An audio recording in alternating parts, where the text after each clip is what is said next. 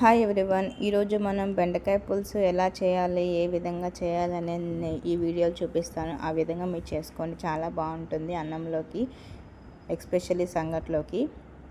చూడండి, ఈ విధంగా మనం చేసుకోవాలంటే కావాల్సిన ఇంగ్రీడియంట్స్, నేను ఒక 1/2 kg బెండకాయలు తీసుకున్నాను. చూడండి, కట్ చేసుకొని పెట్టుకున్నాను. చూడండి, ఈ విధంగా మీరు పొడవుగా కట్ చేసుకొని పెట్టుకోండి. అన్నీ ఈక్వల్గా, ఒకటి పెద్దగా ఒకటి చిన్నగా లేకుండా ఈక్వల్ సైజ్ లాగా కట్ చేసుకోండి.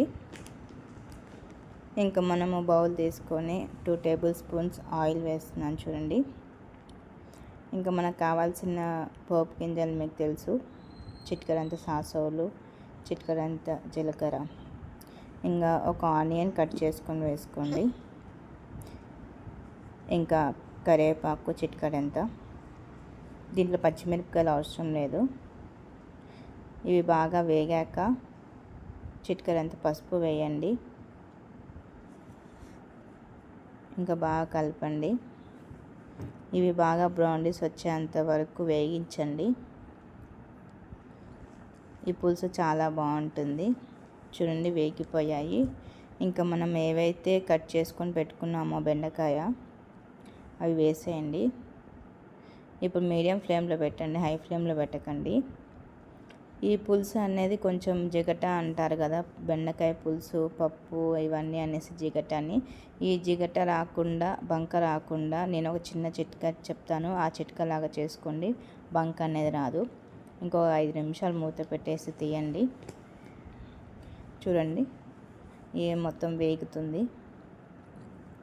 చూడు, బంక అనేది రాదు. ఇప్పుడు కొంచెం బంక అనేది వస్తుంది. ఏ బెండకాయ అయినా, పులుసు అయినా, ఫ్రై అయినా కొంచెం బంక వస్తుంది, కానీ ఈ కూర బంక రాదు. చూడండి, తెల్లగడ్డ వేస్తున్నాను. తెల్లగడ్డ వేయడం వల్ల బంక అనేది రాదు. చూడండి, ఈ విధంగా కలుపుకోండి. ఇంకొక టమాటా తీసుకొని కట్ చేసుకొని వేసుకోండి. ఇంకా బాగా కలపండి. ఈ టమాటా బెండకాయ అంతా కొంచెం వేగిపోతుంది. ఒక 10 నిమిషాలు మూత పెట్టేసేయండి. ఇంకా మనం పులుపు కావాలి కదా, చిన్న నిమ్మకాయ అంత సైజు నిమ్మకాయ చింతపండు తీసుకున్నాను. చూడండి, ఇది బాగా నానబెట్టేసేయండి ఒక 10 to 15 మినిట్స్. చూడండి, ఆ పులుపు అనేది బాగా వస్తుంది. ఇలా మెత్తగా పులుపు తీసుకోండి. ఇంకా మనం ఏదైతే మనం టమాటా వేసి మూత పెట్టేసామో చూడండి, ఇవన్నీ బాగా వేగిపోయాయి. చూడండి, ఈ విధంగా చేసుకోండి, మీకు బంక అనేది రాదు. చూడండి, వేగిపోయాయి కదా. ఇప్పుడు మనం ఏదైతే చింతపండు పులుసు చేసుకున్నామో ఆ పులుపు అనేది దాంట్లో వేసేయండి. బాగా కలపండి. ఇంకా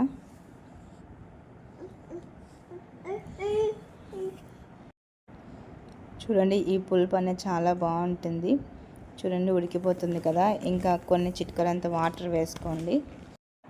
ఆ పులుపే సరిపోదు కాబట్టి కొంచెం వాటర్ వేసుకోండి. ఆ పులుపుతోనే చేసినంటే కొంచెం పుల్లగా ఉంటుంది కాబట్టి తగినన్ని వాటర్ వేసుకోండి. ఇంకొక 10 నిమిషాలు ఉడికించుకోండి. చూడండి, బాగా ఉడుకుతుంది. ఇంకా ఇప్పుడు మనం కావాల్సిన మసాలా అంతా వేసుకున్నాము. చూడండి, మనం కారం పొడి వేస్తున్నాను, ఒక 1 టేబుల్ స్పూన్. ఇవి కారం ఎక్కువ ఉంటుంది అనేసి కారం వేస్తున్నాను. ఇంకా చిటికెడంత ఉప్పు వేయండి. ఉప్పు కొంచెం ఎక్కువ పడుతుంది, పులుపు వేస్తున్నాం కాబట్టి. ఇంకా ధనియాల పొడి ఒక 2 టేబుల్ స్పూన్. నేను దీంట్లో గరం మసాలా వేయను, అది మీ ఆప్షన్, వేసుకుంటే వేసుకోండి. ఇంకా ఇది బాగా కలపండి. ఇది 10-15 నిమిషాలు ఉడికించండి, త్వరగా ఉడికిపోతుంది, ఎందుకంటే నూనెలో వేగింది కదా, చాలాసేపు ఏం పట్టదు. ఇంకా ఒక 5 నిమిషాలు మూత పెట్టి ఉడికిచ్చేసేయండి. చూడండి, మూత తీసి చూసాక బెండకాయ పులుసు అనేది ఉడికిపోతుంది, రెడీ అయిపోయింది. ఇంకా మీరు దీంట్లో ఉప్పు కారం అన్నీ సరిపోయా లేవో చూసుకొని తగినంత ఉప్పు వేసుకోండి, తక్కువగా ఉంటే. చూడండి, బెండకాయ ఆల్మోస్ట్ ఉడికిపోయింది. చూడండి, ఉడికిపోయాక పచ్చి చిన్న ఎర్రగడ్డలు ఉంటాయి కదా, ఆ ఎర్రగడ్డలు నేను తోలు తీసుకొని మీకు చూపిస్తున్నాను. చూడండి, ఇలా కట్ చేసుకొని వేసుకోండి. టేస్ట్ అనేది చాలా బాగుంటుంది. ఈ మామూలుగా చిన్న ఎర్రగడ్డలు ఎవరి ఇంట్లో ఉండవు, మామూలుగా తెచ్చుకోండి దొరికితే. ఇలా బెండకాయ పులుసు చేసుకున్నప్పుడు ఈ ఎర్రగడ్డ వేసుకుంటే టేస్ట్ అనేది చాలా బాగుంటుంది. చూడండి, ఆ ఎర్రగడ్డ వేసాక ఒక 2 to 3 మినిట్స్ ఉడికిచ్చేసేయండి. ఇంకా చూడండి, ఆల్మోస్ట్ బెండకాయ పులుసు చూస్తుంటే చాలా బాగుంది కదా. ఇది మటుకు సంగట్లోకి చాలా బాగుంటుంది. చేసుకోండి చాలామంది. మా ఛానల్ లైక్ చేయండి, సబ్స్క్రైబ్ చేయండి, షేర్ చేయండి.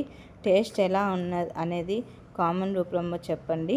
నేను ప్రతి ఒక్క వీడియో పెడుతూ ఉంటాను. ఎలా ఉంది, ఏ విధంగా ఉంది అనేసి చెప్పండి కామెంట్ రూపంలో. Thank you.